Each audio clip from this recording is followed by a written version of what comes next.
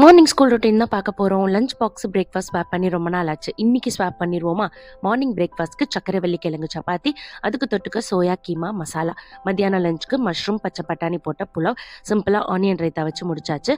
So இந்த சக்கரவள்ளி கிழங்கு சப்பாத்தி எப்படி பண்ணுறதுன்னு பார்க்கலாம்.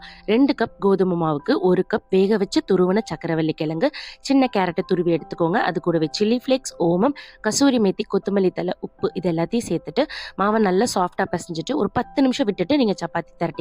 சன்னமாக திரட்டி நெய் இல்லைனா வெண்ணெய் விட்டு சாப்பிட்டிங்கன்னா டேஸ்ட் ரொம்ப நல்லாயிருக்கும். இது கொஞ்சம் இனிப்பாக இருக்கிறதுனால நல்லா காரசாரமான சோயா கீமா மசாலா தான். இது ரொம்ப சிம்பிளான ரெசிபி. நம்ம பெப்பர் சிக்கன் செய்வோம் இல்லையா, எக்ஸாக்டாக அதே மாதிரி தான். ஃபைனலாக வந்து சீரகம், மிளகு, சோம்பை லைட்டாக வறுத்துட்டு நல்ல கிரேவி பதத்துக்கு வந்ததுக்கு அப்புறமா சோயா மேலே தூவி விட்டு கொத்தமல்லி தலை தூவி எடுத்திங்கன்னா இந்த சப்பாத்திக்கு அல்டிமேட்டான காம்பினேஷனாக இருக்கும். கண்டிப்பாக நீங்களும் ட்ரை பண்ணி பாருங்கள்.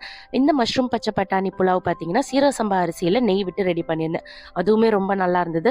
ஸோ இன்றைக்கி சாப்பிட்டது மட்டும் இல்லாமல் எக்ஸ்ட்ராவாக சப்பாத்தி அது கூடவே புலாவ் எல்லாத்தையுமே எடுத்துகிட்டு போயிட்டாங்க. இன்றைக்கி கண்டிப்பாக டப்பா காலியாக தான் வரும். இன்றைக்கான லஞ்ச் அண்ட் பிரேக்ஃபாஸ்ட் எல்லாத்தையுமே நீங்கள் பார்த்துட்டீங்க. உங்களுக்கு பிடிச்சிருக்காங்கிறத கமெண்ட்ஸில் சொல்லுங்கள். நெக்ஸ்ட் vlogல மீட் பண்ணலாம். தேங்க்ஸ் ஃபார் வாட்சிங்.